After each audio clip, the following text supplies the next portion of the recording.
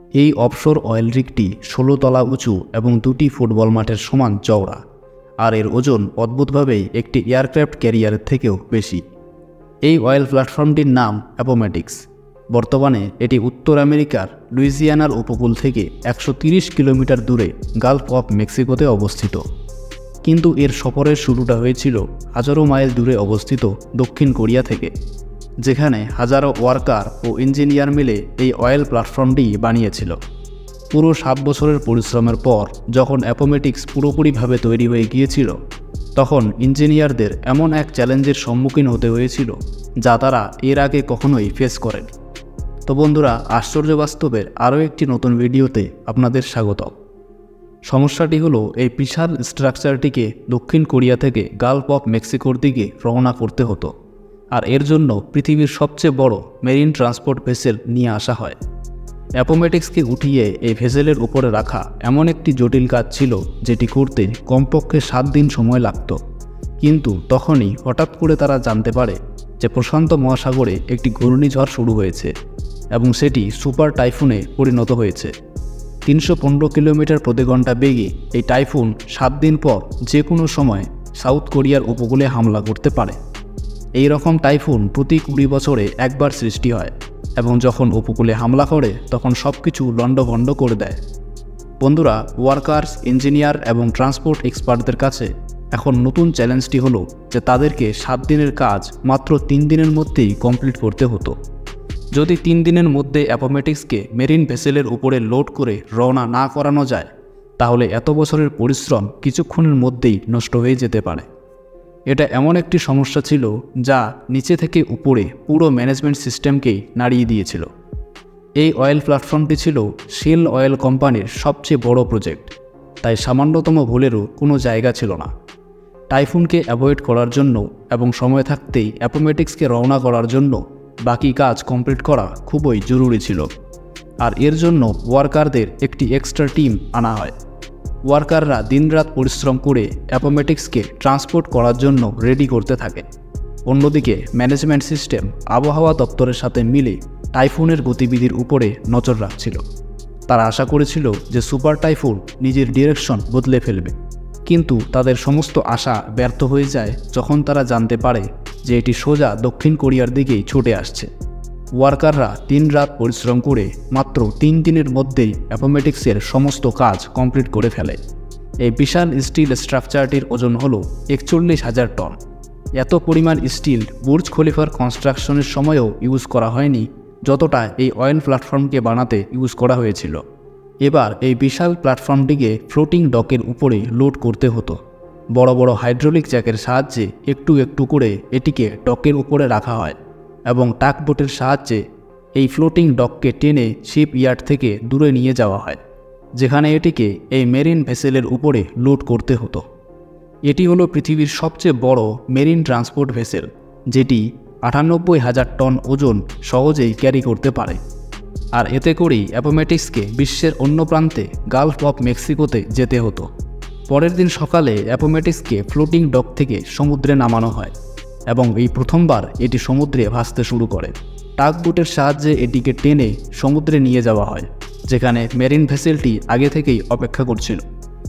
অন্যদিকে super typhoon দ্রুতগতিতে দক্ষিণ কোরিয়ার দিকে এগিয়ে আসছিল এবং ম্যানেজমেন্টের মাথার উপরে একটি তলোয়ারের মতো ঝুলছিল।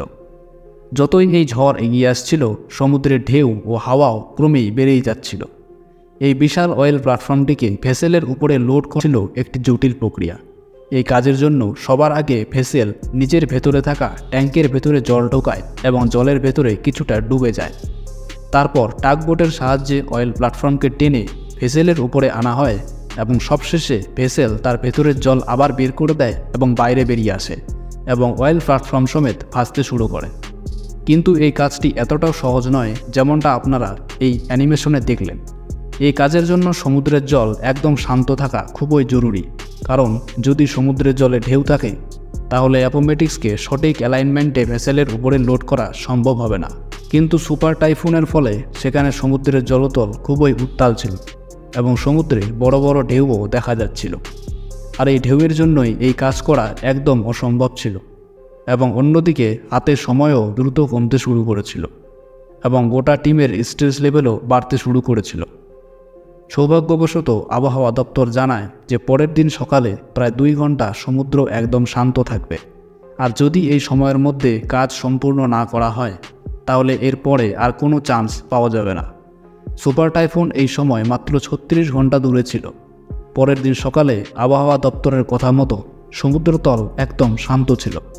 এই সুযোগে অয়েল প্ল্যাটফর্মটিকে ভেসেলের উপরে নিয়ে আসা হয় এবং সেটিকে লোড করে দেওয়া হয়। সুপার টাইফুন আসার কয়েক ঘন্টার আগে অ্যাপোমেটিক্স সাউথ কোরিয়া থেকে বিদায় নিতে সফল হয়েছিল। শেল কোম্পানি টাইফুনকে অ্যাভয়েড করে তাদের প্রথম চ্যালেঞ্জ কমপ্লিট করে ফেলেছিল, কিন্তু তার মানে এটা নয় যে তাদের আর কোনো চ্যালেঞ্জ ফেস করতে হয়নি। কয়েক মাসের সফরের পর সাউথ টেক্সাসে অ্যাপোমেটিক্সকে আবার আনলোড করা হয়, কারণ এর কয়েকটি মডিউল এখানে তৈরি করা হচ্ছিল। এই মডিউলগুলি অ্যাপোমেটিক্সকে ফিট করা হয় এবং আবারও ভেসেলের উপরে লোড করে 130 কিলোমিটার দূরে নিজের গন্তব্যের দিকে রওনা করা হয়, যেখানে এটি পরবর্তী 40 বছর ধরে থাকবে। পুরো 7 বছরের পরিশ্রমের পর অ্যাপোমেটিক্সকে জলের 30,000 ফিট নিচে অয়েল ওয়েলের সাথে কানেক্ট করার সময় এসে গিয়েছিল।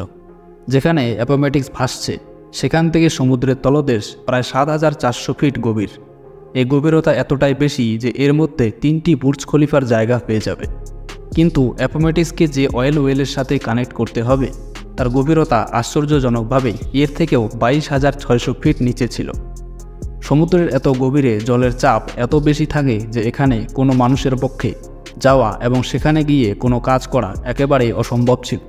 তাই এই কাজের জন্য remotely operated under water vehicle বা আরওভি ব্যবহার করার সিদ্ধান্ত নেওয়া হয়। ইনস্টলেশন ক্রু যারা কিনা জলের নিচে আন্ডার ওয়াটার পাইপলাইন বিছানোর কাজ করছিল, তারা ক্রেনের সাহায্যে আরওভিকে সমুদ্রের নিচে পাঠায়। পাইপলাইনকে একদম সঠিকভাবে ওয়েলের মুখের উপরে ল্যান্ড করানো খুবই জটিল একটি প্রক্রিয়া। 7,400 ফিট গভীরে এই কাজ সঠিকভাবে করার দায়িত্ব উপরে বসে থাকা আরওভি অপারেটরের হাতে থাকে। অপারেটর একটি জয়স্টিকের সাহায্যে একটি ভিডিও গেমের মতোই এই কাজটি সঠিকভাবে করে, যদিও সৌভাগ্যবশত এই কাজ প্রথমবারেই সঠিকভাবে করে ফেলা হয়েছিল। এবার এই পাইপকে ইনস্টলেশন প্ল্যাটফর্ম থেকে অ্যাপোমেটিক্সে ট্রান্সফার করার পালা। এই প্রক্রিয়াকে রাইজার ট্রান্সফার বলা হয়। এতে 4টি আলাদা আলাদা ভেসেল একসাথে কাজ করে। প্রথমে অ্যাপোমেটিক্স থেকে একটি চেইন বার করা হয়, তারপর আরওভি এই চেইনটি দ্বিতীয় জাহাজে পৌঁছে দেয়। এই জাহাজ থেকে ইনস্টলেশন প্ল্যাটফর্ম ক্রেনের সাহায্যে চেইনটি টেনে নেয় এবং পাইপের সাথে কানেক্ট করে। তারপর অ্যাপোমেটিক্স আবার এই চেইনটি পাইপ সমেত নিজের মধ্যে টেনে নেয়। এরপর শুরু করা হয় ড্রিলিংয়ের কাজ। সমুদ্রের তলদেশ থেকে হাজারো ফিট নিচে প্রায় 22,600 ফিট নিচে পর্যন্ত ড্রিল করতে হতো। কয়েক মাস ধরে ড্রিলিং করার পর পাইপ ওয়েল পর্যন্ত পৌঁছে যায়। এবার এখান থেকে তেল পাম্প করে বাইরে আনার কাজ শুরু করা হয়। এই মুহূর্তটি দেখার জন্য পুরো টিম সেখানে জমা হয়েছিল। এবার একটি বোতাম টিপে অয়েল পাম্পকে অন করা হয়। যখন 30,000 ফিট নিচে থেকে প্রথমবার তেল বাইরে আসতে শুরু করে তখন সবাই খুশি হয়ে যায়। ওয়ার্কার, ইঞ্জিনিয়ার ও ম্যানেজমেন্টের 7 বছরের পরিশ্রম শেষমেশ সফল হয়েছিল, আর তেলের কোয়ালিটিও অনেক ভালো ছিল। আজকের দিনে অ্যাপোমেটিক্স প্রতিদিন 1,75,000 ব্যারেল তেল প্রডিউস করে, যা দিয়ে এত পরিমাণ জ্বালানি বানানো হয় যে তা দিয়ে একদিনে 40 লক্ষ গাড়ি চালানো যাবে। শেল কোম্পানির মতে অ্যাপোমেটিক্স আগামী 40 বছর অর্থাৎ প্রায় 2060 সাল অবধি এভাবেই তেল উত্তোলন করতে পারবে। তো বন্ধুরা, আশা করি এই ভিডিওটি আপনাদের ভালো লেগেছে। যদি ভালো লাগে অবশ্যই একটি লাইক করুন এবং চ্যানেলটিকে সাবস্ক্রাইব করুন। আপনাদের সঙ্গে দেখা হবে পরের ভিডিওতে। ততক্ষণ সবাই ভালো থাকবেন।